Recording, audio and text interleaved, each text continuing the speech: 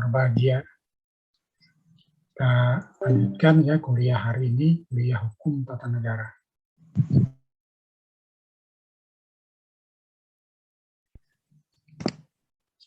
Jadi kita bahas ini dulu ya.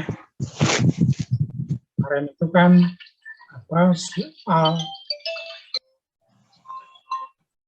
soal dari UTS. Yang pertama itu tentang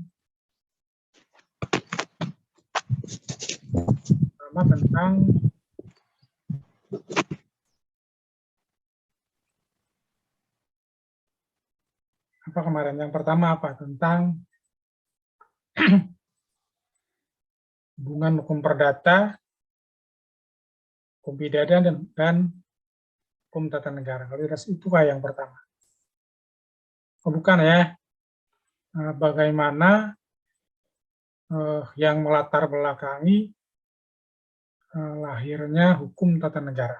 Ya, yang kedua itu hubungan hukum perdata, pidana dan hukum tata negara. Yang ketiga itu tentang apakah hukum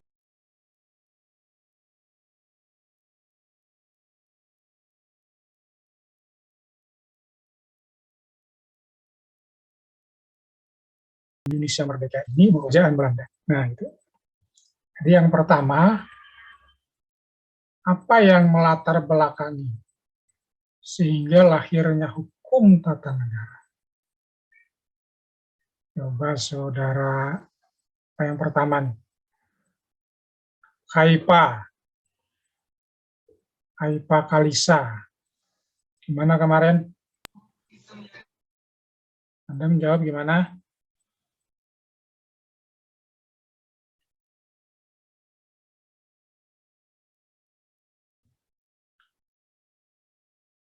Saudara Haipa Kalisa nggak ada ya? Baik, Denis Anton Sampe. Iya, Pak. Gimana kemarin? Kamu jawabnya gimana? Yang saya jawab, yang melatar belakangi lahirnya hukum tata negara yaitu sejak terjadinya reformasi pada tahun 1998, tonggak sejarah baru dalam perjalanan ketatanegaraan Indonesia seolah dimulai dari awal. Pada tahun 1999 sampai dengan 2002, Undang-Undang Dasar 1945 telah mengalami perubahan mendasar sebanyak 4 kali. Dalam rangka perubahan pertama sampai perubahan keempat Undang-Undang Dasar 1945, bangsa Indonesia telah mengadopsikan prinsip-prinsip baru dalam sistem ketatanegaraan, mulai dari sistem pemisahan kekuasaan sampai dengan penyelesaian konflik publik melalui jalur hukum. Kemudian, melalui perubahan Undang-Undang Dasar 1945, MPR telah mendekonstruksi diri menjadi lembaga DPR dan DPD yang hampir mirip dengan model parlemen. Di samping itu, telah lahir lembaga baru yang bernama Mahkamah Konstitusi dan Komisi Yudisial. Selain itu juga telah lahir lembaga-lembaga negara independen yang kewenangannya berdasarkan pemerintah, Undang-Undang Dasar, Undang-Undang, bahkan dalam kenyataan ada pula lembaga atau organ yang kewenangan berasal dari sumber dari keputusan Presiden. Maka dari itu, tujuan dari hukum tata negara adalah serangkaian kaidah hukum mengenai hukum pribadi, hukum dari jabatan, atau kumpulan jabatan di dalam negara, dan mengenai lingkungan berlakunya hukum di suatu negara. Hukum tata negara tujuannya untuk mengatur masyarakat agar tidak terjadi yang sewenang-wenang, adanya ketatanegaraan, lembaga-lembaga negara, dan hak asasi warga negara. Terdapat pada pasal 28, maka dari itu sudah ada kewenangan untuk melindungi, menegakkan, mengayomi keamanan, keahlian, dan mewujudkan masyarakat yang beradab. Tujuannya bernegara supaya terwujudnya harapan negara yang tidak pernah berakhir dan selalu bergerak. Sekian, Pak. Baik, nah, terima kasih atas jawabannya. Jadi, mohon maaf ya, soal yang pertama itu, apa yang melatar belakangi lahirnya hukum tata negara. Jadi, maksudnya itu hukum tata negara secara umum, ya, bukan hanya Indonesia. Jadi, yang Dulu kan negara-negara itu tidak mengenal hukum tata negara, di mana untuk mengatur negara itu pada umumnya ya zaman-zaman monarki absolut itu tergantung kepada penguasa aja. Seolah-olah eh, kekuasaan itu di tangan penguasa, mau mengatur bagaimana ya terserah si kaisar kah, sultan kah, atau apapun namanya. Nah, belakangan kan baru lahir ide-ide tentang kedaulatan rakyat, kedaulatan hukum, dan lain sebagainya. Sehingga makin ke sini lahirlah hukum tata negara. Jadi itu yang saya maksud ya, tapi jawaban tadi akan saya hargai juga karena Anda melihat di Indonesia. Mungkin ada yang lain yang ingin menjawab? Yang melatar belakangi lahirnya hukum tata negara secara umum, ya tadi sudah saya berikan gambaran. Dulu itu kan kalau rajanya baik, baiklah negara. Tapi bagaimana kalau rajanya dulu kan kalau tidak salah pernah saya sampaikan bahwa manusia ini beda dengan tumbuh-tumbuhan. Kalau tumbuh-tumbuhan itu kalau ini pohon mangga manis umpama buahnya, maka hampir dapat dipastikan kalau bijinya ditanam atau dicangkok pohonnya, buahnya juga akan manis. Kalau manusia nggak bisa 100% seperti itu. Orang tuanya pendeta, orang tuanya ulama, ustadz, ibunya ustazah umpamanya. Anaknya bisa saja kebalikannya. Nah, itu kan manusia. Jadi beda dengan tumbuh-tumbuhan. Lalu kalau ini raja, kalau anaknya baik, tipikalnya baik, tapi kalau sebaliknya, tapi karena hukum menentukan kekuasaan jatuh kepada ahli warisnya, yang notabene tadi orangnya nggak baik, nah, maka terjadilah pemerintahan yang buruk. Nah, jadi mungkin ada yang menambahkan jawaban. Anissa Eka Zulianti, gimana jawabannya? Anissa Eka Zulianti, yang nomor pertama.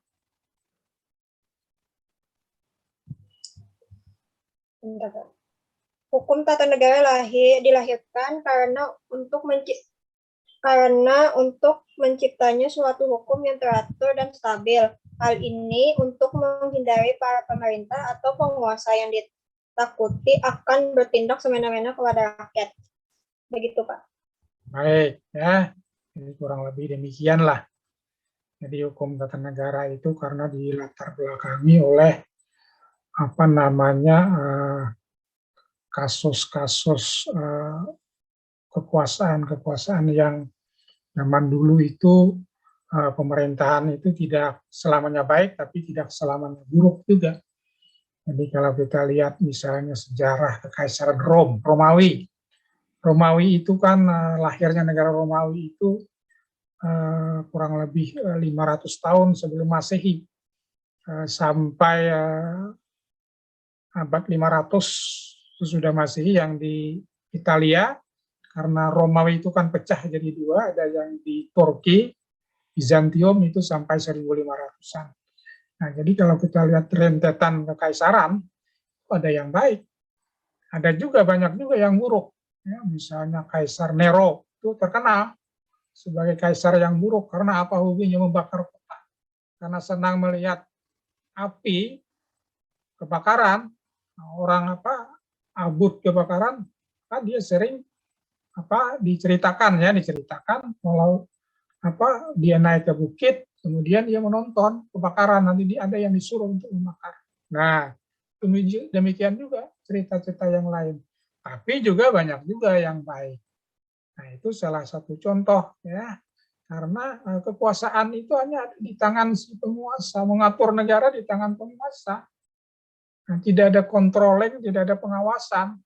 Nah, maka lahirlah ide-ide kedaulatan rakyat. Apa ide kedaulatan rakyat itu?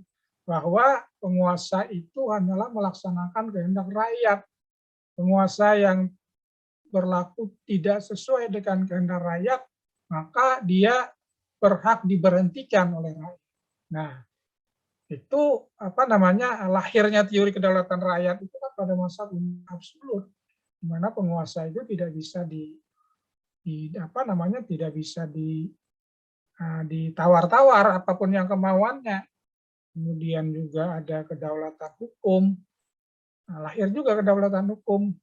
Nah, di mana menurut kedaulatan hukum semua orang harus tunduk pada aturan, tak terkecuali itu penguasa. Nah, untuk itu maka harus ada panduan. Panduan si penguasa itu apa? Panduan rakyat itu apa sebagai jaminannya? Maka lahirlah yang namanya konstitusi. Nah, jadi apa yang dikatakan Mbak Anissa tadi, nah, memang demikian. Jadi untuk menghindari kesewenang-wenangan penguasa dalam mengatur dan mengelola negara, di mana kita tahu bahwa tujuan rakyat bernegara itu kan untuk memudahkan penghidupan mereka, untuk mewujudkan kesejahteraan. Tapi yang namanya manusia, ya kan boleh ahli psikologi, nah, sifat manusia itu salah satu sifat manusia itu, yang negatifnya itu adalah cenderung egois. Nah, kalau sudah egois yang ditonjolkan, pas dia kebetulan seorang penguasa, nah maka kekuasaan itu diabadikan untuk kepentingan dirinya dan kelompoknya. Nah, umpamanya. Jadi untuk menghindari kesewenang-wenangan, maka diaturlah negara itu. Penguasa sudah ada tugasnya. Penguasa kalau berkhianat akan diganti. Penguasa dalam melaksanakan kekuasaannya diatur sistem pengawasannya dan lain-lain sebagainya. Baik, saudara-saudara mahasiswa yang berbahagia, kemudian soal nomor 2, bagaimanakah adakah hubungan, kalau tidak salah ya, antara hukum tata negara, hukum pidana, dan hukum perdata. Nah, di rumpun hukum itu kan, boleh dikatakan ada 3. Tapi kalau menurut ada seorang sarjana yang berpendapat rumpun hukum itu hanya ada 2, hukum privat, hukum perdata, dan hukum publik. Nah, tapi kalau hukum publik, hukum tata negara, hukum pidana, pokoknya hukum yang mengatur hubungan antara negara dengan warga negara itu hukum publik. Kalau hukum privat itu hukum yang mengatur antar warga negara saja, antar privat. Jadi tidak melibatkan negara. Nah, tapi secara umum, hukum itu ada hukum perdata, ada hukum tata negara, ada hukum pidana. Nah, lalu adakah keterkaitan hubungan antara hukum tata negara, hukum pidana, dan hukum perdata? Saudara Ramadan, gimana kemarin jawabannya?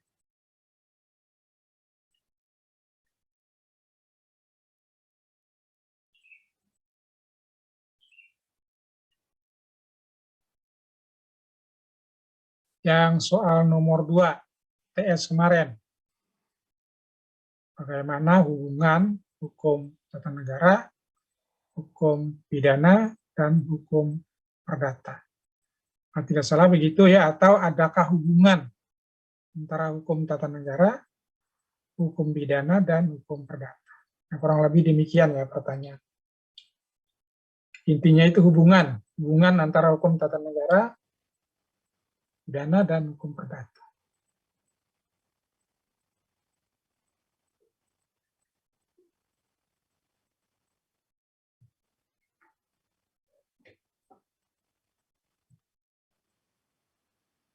Ya, gimana kemarin?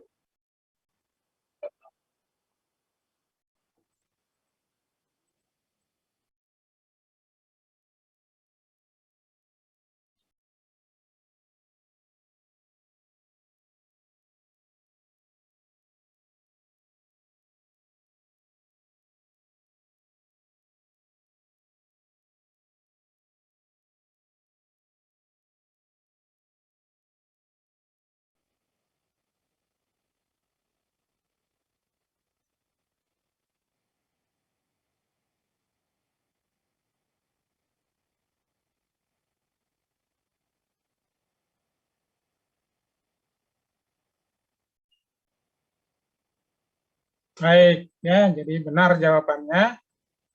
Jadi betul jawaban saudara Ramadan, di mana hukum tata negara, hukum pidana, hukum perdata itu memiliki hubungan, ya, hubungan yang erat, tidak bisa dipisahkan. Di mana kita, umat manusia ini, esensi kehidupan kita itu adalah bermasyarakat. Nah, bermasyarakat itu maksudnya melakukan tindakan-tindakan ekonomi. Nah, jadi kita bermasyarakat, saling memenuhi kebutuhan, itu saling bekerja sama dalam arti take and gap, ya, jual beli dan lain sebagainya, itu yang bermasyarakat, atau dengan kata lain melakukan tindakan-tindakan ekonomi. Nah, jadi kita ini kan banyak sekali kebutuhan manusia itu sudah menjadi kehendak Tuhan. Ya, kita manusia ini banyak kebutuhan, baju, sepatu, jam tangan, HP, laptop, sepeda motor, mobil, pesawat, semua itu kebutuhan kita. Nah, bagaimana kita bisa memenuhi kebutuhan itu? Jawabannya adalah kita harus bermasyarakat, berinteraksi, mengolah bahan-bahan yang disediakan oleh alam ini. Nah, diolah. Nah, dalam melakukan hubungan bermasyarakat itu maka diperlukan hukum perdata. Mau apa? Mau jual beli, mau bisnis, mau apapun. Nah, kita apa namanya masuk dalam lapangan hukum privat. Nah, hukum privat ini kan yang namanya manusia, nah, tentu manusia itu kan ada sifat baik, ada sifat buruk. Ya, kalau menurut istilah siapa itu ya, M.H. Ainun Najib. Apa kata beliau? Manusia itu dibikin oleh Tuhan, ramuannya itu ada dua, kata beliau. Apa ramuan manusia ini? Iblis dan malaikat. Nah, jadi iblis, malaikat dicampur, diharu, jadilah manusia. Nah, artinya manusia itu memiliki sifat baik, memiliki sifat buruk. Nah, dalam bermasyarakat tentu sifat itu bisa mengeluar, ya. Ada yang baik, ada yang buruk. Nah, menghindari yang buruk ini seperti apa? Nah, menghindari yang buruk, perlakuan yang buruk, itu kan harus ditekan dengan cara diberi sanksi hukum pidana. Nah, hukum pidana itu agar orang tertib dalam bermasyarakat. Kemudian siapa yang menegakkan? Nah, tadi dikatakan oleh Saudara Ramadan, yang menegakkan itu ya penguasa, pemerintah.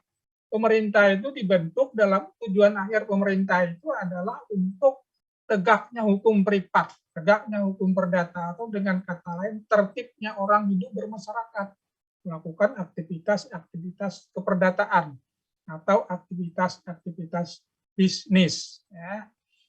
Jadi Anda juga nanti kalau sudah selesai itu pasti terlibat dalam masyarakat dan harus terlibat bermasyarakat karena itu sudah menjadi kodrat manusia.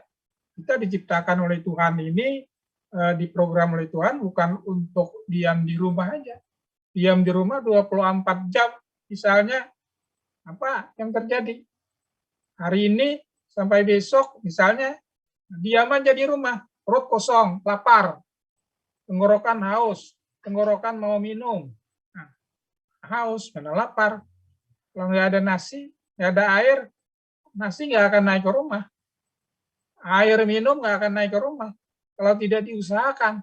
Nah, untuk mendapatkan nasi, beras kan harus bayar. Untuk mendapatkan air, masuk ke rumah harus bayar. Nah, untuk membayar harus ada uang. Di mana uangnya? Nah, karena itu ada pendapat teori ekonomi, pada prinsipnya semua manusia itu berdagang. Jadi kita ini harus berdagang. Apa yang kita tawarkan kepada orang lain dibayar, apa yang kita dijual kepada orang lain dibayar.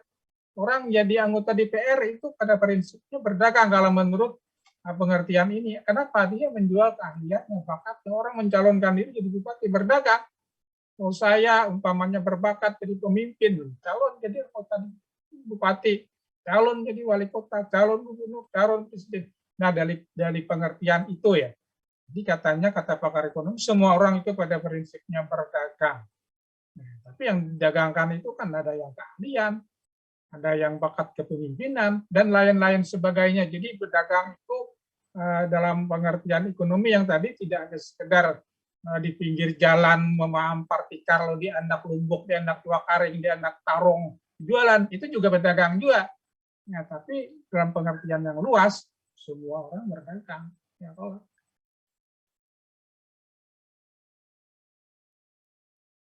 Saudara Ramadan tadi, memiliki hubungan keterkaitan antara hukum tata negara, itu bukan hanya sekedar mengatur pegawai negeri, pemerintah, polisi, tentara, tapi tujuan akhirnya adalah kesejahteraan rakyat, ekonomi. Kemudian yang nomor 3, apakah hukum pidana, hukum perdata yang berlaku di era Indonesia sudah merdeka ini berstatus masih hukum Belanda? Kurang lebih demikian ya soalnya. Mungkin saudara Gloria Stefania Kesoho. Ada nggak orangnya? Iya, kenapa Pak? Yang soal nomor 3, kamu gimana jawabannya? Kalau menurut saya sendiri tidak, karena Indonesia bisa dibilang seperti mengadopsi hukum Belanda untuk mengisi kekosongan hukum yang saat itu terjadi di Indonesia kala sudah merdeka. Bisa dibilang situasinya hampir sama dengan hukum Belanda yang mengambil referensi hukum mereka dari hukum Prancis.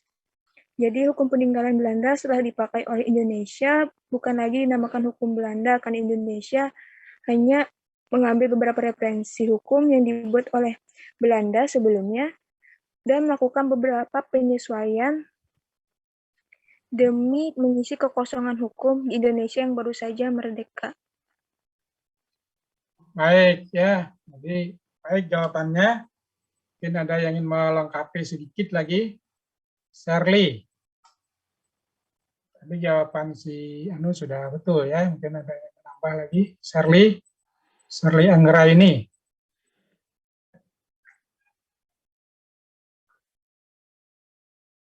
Baik, yang lain ya. Nah, Ahmad Faisal.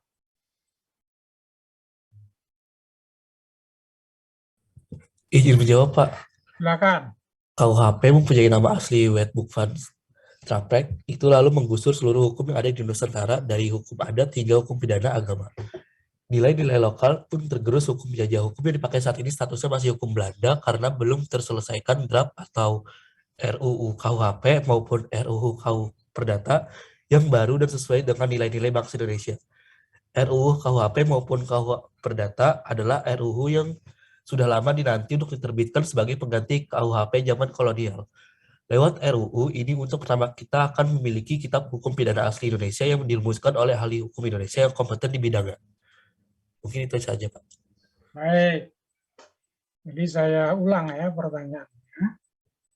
Apakah hukum perdata, hukum pidana yang berlaku di era Indonesia merdeka ini statusnya masih hukum kerajaan Belanda? Nah, jadi dulu kan hukum perdata, hukum pidana itu yang memberlakukan di Indonesia kan penjajah, pemerintah Belanda, pemerintah kolonial. Nah, kemudian setelah kita merdeka tanggal 17 Agustus 45, tanggal 18 Agustus 45 kita mengesahkan Undang-Undang Dasar. Nah, di Undang-Undang Dasar itu kan ada namanya aturan peralihan, pasal 2 aturan peralihan. Nah, di situ kan disebutkan segala hukum dan badan negara yang ada masih tetap berlaku sepanjang tidak bertentangan atau tidak dirubah berdasarkan Undang-Undang Dasar itu. Jadi, tadi disebutkan oleh Regina bahwa untuk menghindari kevakuman hukum, maka pemerintah pada waktu itu, ya, PPKI, mengambil kebijakan bahwa hukum Belanda yang masih ada maupun badan-badannya itu masih tetap berlaku sepanjang tidak bertentangan atau tidak dirubah berdasarkan Undang-Undang Dasar 45. Jadi itu untuk menutupi kekosongan hukum. Nah, dengan demikian hukum pidana, hukum perdata yang dulu hukum penjajah diberlakukan oleh penjajah setelah Indonesia merdeka berdasarkan pasal 2 aturan peralihan, maka hukum itu bukan lagi hukum penjajah. kekuatan berlakunya adalah pasal 2 aturan peralihan Indonesia Merdeka. Jadi hukum peninggalan Belanda seperti hukum perdata dan hukum pidana sekarang ini itu status hukumnya bukan hukum penjajah, tapi hukum Indonesia sendiri, hukum Indonesia Merdeka.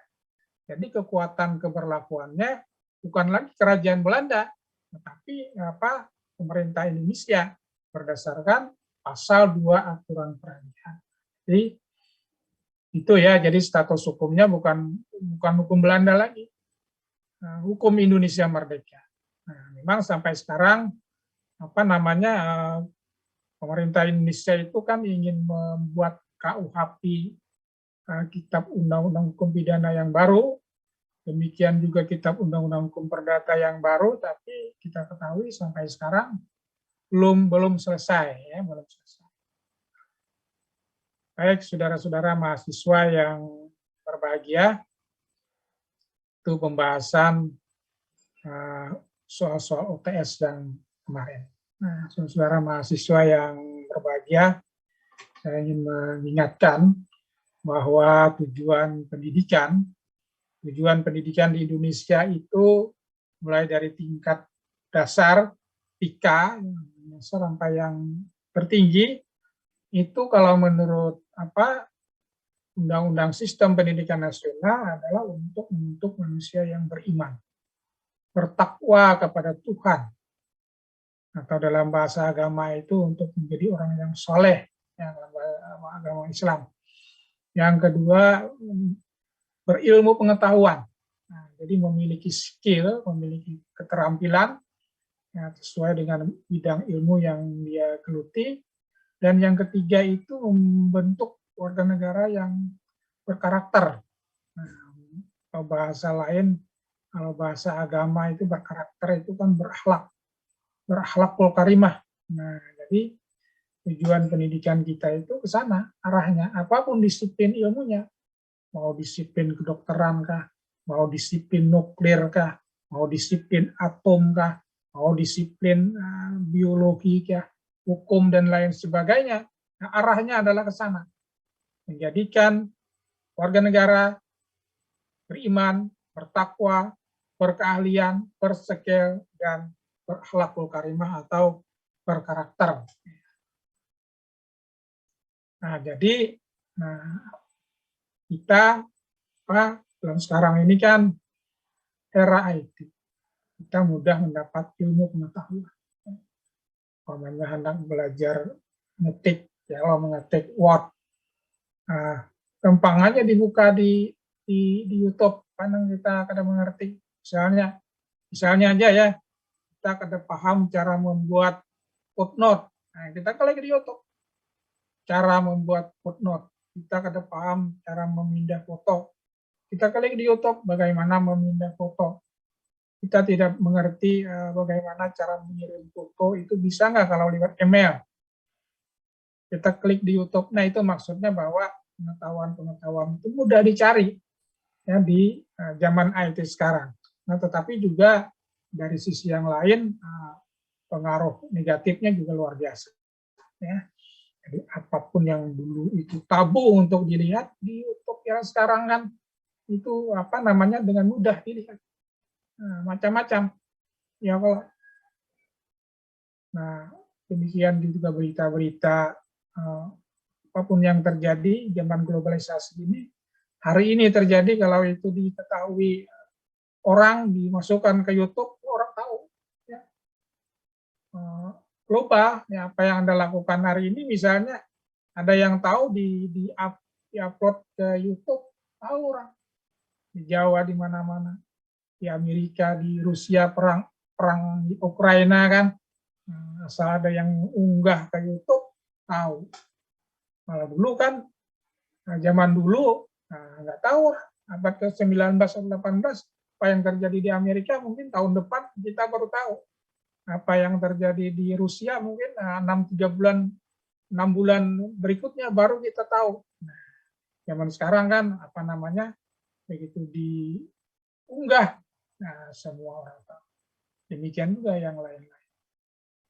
Berita-berita kriminal, Misalnya ada orang melakukan ini, berita kriminal, ditanya kenapa melakukan ini, karena sering menonton YouTube ini. Kenapa melakukan ini, di mana dapat ilmunya, belajar di YouTube. Nah, berkaitan dengan ini, kita harus pandai mensikapi ya IT, berita-berita kriminal. Lalu bagaimana kita mensikapi? Nah, kalau kita melihat ini baru-baru kan di mana di Jawa seorang perempuan dicekoki minuman keras, kemudian diperkosa rame-rame, seorang ibu muda dibunuh hanya karena tidak mau melayani tetangga, seorang tua memperkosa anak kandungnya sendiri, kakek memperkosa cucunya sendiri, dan lain-lain sebagainya. Berita-berita seperti itu, bagaimana sikap kita? Nah, kalau kita melihat berita-berita seperti itu, maka ditutup ya, ditutup maksudnya begini, bukan ditutup apinya, ditutup dengan doa ya, dengan doa ya Tuhan, ya Allah, tutupkan hatiku untuk menuruti perbuatan yang seperti itu. Nah, jadi kita harus mengambil hikmah, mengambil pelajaran apa yang terjadi, apa yang terjadi, jadikanlah pengalaman orang lain itu pelajaran yang berharga. Jangan sampai kita mengalami. Jadi maksud saya juga jangan sampai berita-berita kriminal itu menjadi inspirasi bagi kita untuk menuruti. Kan ada kalau ingin membuat orang mabuk, minumannya Sprite dicampur ini, atau minuman lain dicampur ini, orang jadi terangsang dan lain sebagainya, dapat ilmu, lalu ingin mencoba. Nah, nauzubillah min dzalik ya, jangan sekali-kali berniat seperti itu. Jadi berita-berita kriminal, ini saya mohon, maka itu disikapi dengan ditutup. Ditutup maksudnya mohon kepada Tuhan, jangan dibukakan pintu hati untuk menuruti perbuatan-perbuatan seperti itu. Karena banyak kan yang kejadian-kejadian itu kenapa melakukan ini? Karena melihat di YouTube, karena pengaruh YouTube. Nah, lalu melakukan perbuatan-perbuatan kriminal, itu yang tidak baik, yaitu dampak negatifnya. Nah, Anda sebagai orang yang berpendidikan, calon pemimpin ke depan, nah, jadi berita-berita seperti ini, saya ulang-ulang, mohon menjadi perhatian, jangan sampai itu menjadi inspirasi untuk menurut. Nah, ini kita harus berpendirian. Jadi jangan juga mengatakan, oh saya ini tipe orangnya bukan yang seperti itu, saya tidak mungkin melakukan itu. Ya jangan berkata seperti itu. Karena yang namanya hati itu gampang berubah, pikiran gampang berubah. Nah, jadi jangan mau saya pasti tidak melakukan itu. Tahukah Anda bahwa hari ini Anda bersikap A, besok Anda bersikap B? Padahal Anda mengatakan saya orang yang bukan tipe seperti itu. Nah, padahal perubahan itu bisa saja terjadi. Dengan kata lain, kata-kata seperti itu takabur, ya, kabur. Jadi untuk menghindari kata-kata takabur itu bermohon saja, bermohon kepada Tuhan agar hati kita itu ditutup untuk berbuat hal-hal yang kriminal itu. Ya, jadi bagaimanapun, ya, katakanlah misalnya tidak punya uang, tidak punya beras, tidak punya apa, mau makan, jangan mencuri. Nah, lebih baik kita minta aja. Nggak mungkin orang tidak memberi kalau nggak makan. Ya. Minta ke rumah pembakal, minta ke rumah RT, minta ke rumah ustadz, bilang aja aku ini sudah 3 hari nggak makan, ya minum. Daripada aku mencuri, saya berpuron aja nama minta duit, senukar baras. Misalnya, jadi jangan mencuri. Apalagi yang lain-lain. Ya, yang lain-lain jangan juga biar kayak apa. Kayak apa hendaknya nafsu, bergelora nafsu dalam jiwa. Jangan melakukan hal-hal yang dilarang oleh agama, yang dilarang oleh hukum negara. Nah, ini kan salah satu hikmah puasa juga. Hikmah puasa itu kan kata Ustadz, bukan hanya di bulan puasa, tetapi nanti prakteknya sesudah puasa mampu dan kita menahan. menahan nafsu-nafsu yang dilarang oleh agama, yang dilarang oleh hukum. Nah, jadi apa namanya, nafsu manusia itu kan luar biasa. Aku kalau sudah bernafsu, umbak-umbak badai samudera itu simbol dari nafsu manusia. Tampakan badai samudera inilah. Beginilah orang yang sedang bernafsu. Nah, persoalannya mampu tidak kita meredam, mampu tidak kita menahan. Jadi ada satu kisah ya nih dari Ustadz. Nah, dulu zaman Nabi itu ada sebuah perang yang sangat dahsyat ya. Jadi sampai-sampai Muslim itu dikalahkan oleh orang Quraisy. Perang Uhud atau perang Badar, lupa saya. Perang Uhud kalau tidak salah. Nah, pada saat perang Uhud itu kan Nabi sih sampai terluka atau gimana. Nah, kemudian seorang sahabat itu bertanya, "Ya Rasulullah, adakah perang yang lebih hebat daripada hari ini? Adakah perang yang lebih melelahkan daripada hari ini?" Nah, akan dijawab oleh Nabi bahwa ini perang kecil saja. Ada perang yang lebih hebat dari ini. Nah, kemudian kan sahabat penasaran, perang apa lagi yang hebat dari ini, yang melelahkan dari ini? Perang melawan hawa nafsu. Nah, orang yang tidak bisa melawan hawa nafsu, gejolak nafsunya, yang bagai badai itu, maka terjadilah berita kriminal. Kakek memperkosa cucu, apalagi orang tua memerkosa anak kandung, teman diperkosa. Ya kalau banyak kan terjadi memperkosa teman. Ya kalau mana caranya? Ya minuman. Ya kalau ajak teman minuman, dibayarkan aja, bawa ke rumah makan, nanti kan gampang aja dikasih minuman yang apa. Itu ada di YouTube. Kalau mau bikin perangsang, ada di YouTube. Nah, tapi itu tadi jangan dituruti, ditutup ya. Kalau itu tahu aja misalnya ramuannya ini dibuat ini yang dibuat. Nah, jangan dimanfaatkan untuk kepentingan yang tidak baik. Jadi menahan nafsu itu, flora nafsu yang seperti badai. Nah, inilah tujuan akhir puasa. Jadi saya tidak ingin mahasiswa fakultas hukum itu nanti ada yang terlibat tindakan kriminal. Nah, apapun itu kriminal, apa namanya, macam-macam ya kriminal, macam-macam. Jadi saya mohon tahan apapun gejolak-gejolak nafsu itu ditahan. Ya. Jangan sampai melakukan pelanggaran-pelanggaran. Nah, saudara-saudara mahasiswa yang berbahagia, bagaimana untuk mencegah itu ya? Mencegah itu ya salah satunya adalah meningkatkan iman. Ya. Jadi kita ini kalau beragama itu kan disuruh berpikir itu jauh ke depan. Visi kita itu jauh ke depan. Jangan hanya untuk berpikir, gimana nanti aku tua, umur 40, aku bagaimana? Umur 50, aku bagaimana? Apakah aku nanti jadi orang kaya, jadi pejabat, orang miskin? Umur 60 bagaimana? Apakah banyak punya rumah, banyak punya harta, banyak punya mobil? Itu belum berorientasi ke depan. Orientasi ke depan itu bagaimana kalau sudah saya punya rumah saya tunggulnya 2 aja di atas. Tunggul 2 di atas, saya tidur di bawah. Nah, kalau sudah berpikir ke situ, kalau sudah berpikir ke situ?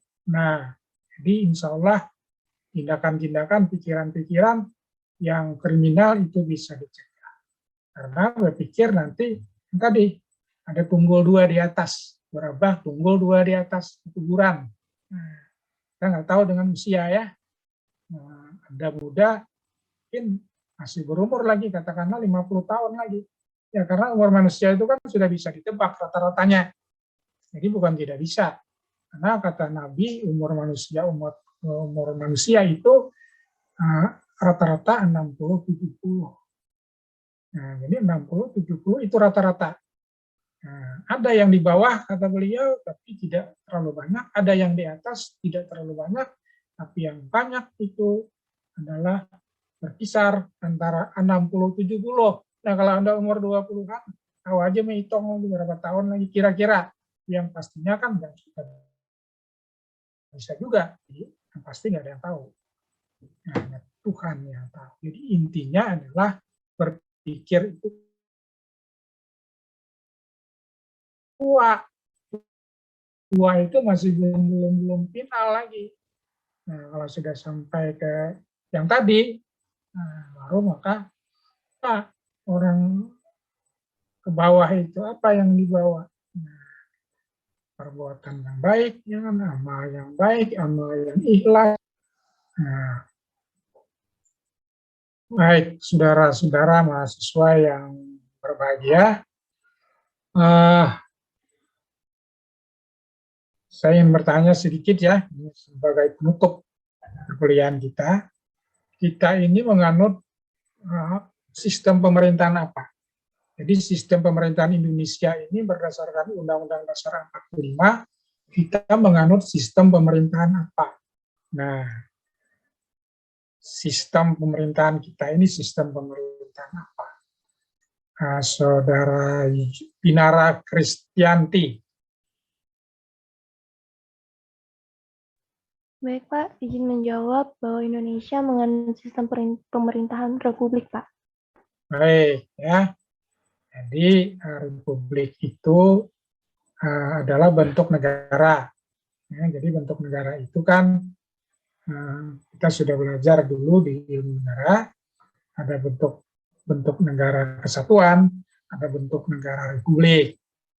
Nah, jadi sistem pemerintahan itu yang dimaksud dengan sistem pemerintahan itu adalah bagaimana bekerjanya lembaga-lembaga negara, baik secara vertikal maupun secara horizontal. Nah, termasuk juga cara pengisiannya. Mungkin yang lain menambahkan, Karolina.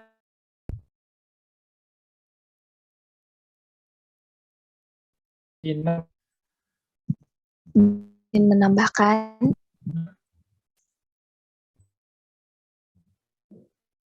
Indonesia menganut sistem pemerintahan republik yaitu dari rakyat untuk rakyat.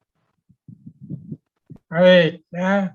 Jadi saya sarankan, atau saya luruskan, negara kita ini menganut sistem pemerintahan presidensial. Nah, jadi sistem pemerintahan itu ada sistem presidensial, ada sistem parlementer, ada sistem pemerintahan langsung, ya. Jadi yang paling banyak itu dianut negara-negara di dunia ini sistem pemerintahan parlementer. Nah, kemudian sistem pemerintahan presidensial. Sistem pemerintahan presidensial itu kiblatnya adalah sistem pemerintahan yang ada di Amerika Serikat. Kenapa? Maka Amerika Serikat dijadikan kiblatnya atau parameternya karena sistem presidensial itu diciptakan oleh negara Amerika Serikat. Kalau sistem parlementer itu parameternya atau kiblatnya itu sistem pemerintahan yang ada di Inggris. Kenapa? Karena kerajaan Inggris lah yang menciptakan sistem pemerintahan parlementer. Nah, bagaimana ciri-ciri pokok sistem pemerintahan presidensial? Ciri-ciri pokoknya yang pertama, negara itu menganut sistem pemisahan kekuasaan. Nah, jadi menganut sistem pemisahan kekuasaan. Jadi di negara itu kan ada lembaga legislatif, eksekutif, yudikatif. Nah, hubungan antar lembaga ini adalah hubungan pemisahan kekuasaan. Nah, kemudian kepala negara dan kepala pemerintahan itu dipegang oleh satu orang yang sama. Ciri yang kedua. Jadi ciri yang kedua, kepala negara dan kepala pemerintahan dipegang oleh satu orang yang sama. Ciri yang ketiga adalah para menteri itu diangkat dan diberhentikan oleh presiden. Ciri yang keempat adalah presiden, wakil presiden tidak bisa diberhentikan dengan alasan politik. Dengan kata lain, presiden dan wakil presiden hanya dapat diberhentikan berdasarkan alasan hukum. Nah, itu ciri-ciri pokok sistem pemerintahan presidensial. Nah, nanti ini akan kita lanjutkan bagaimana sistem pemerintahan Indonesia yang katanya menganut sistem pemerintahan presidensial itu berdasarkan Undang-Undang Dasar Negara Republik Indonesia tahun 1945. Nanti kita diskusikan Jumat yang akan datang. Nah, untuk hari ini kiranya cukup sekian dahulu. Wabillahi taufik wal hidayah. Wassalamualaikum warahmatullahi wabarakatuh. Waalaikumsalam. Waalaikumsalam warahmatullahi wabarakatuh. Terima kasih, Pak. Waalaikumsalam. Terima kasih, Pak.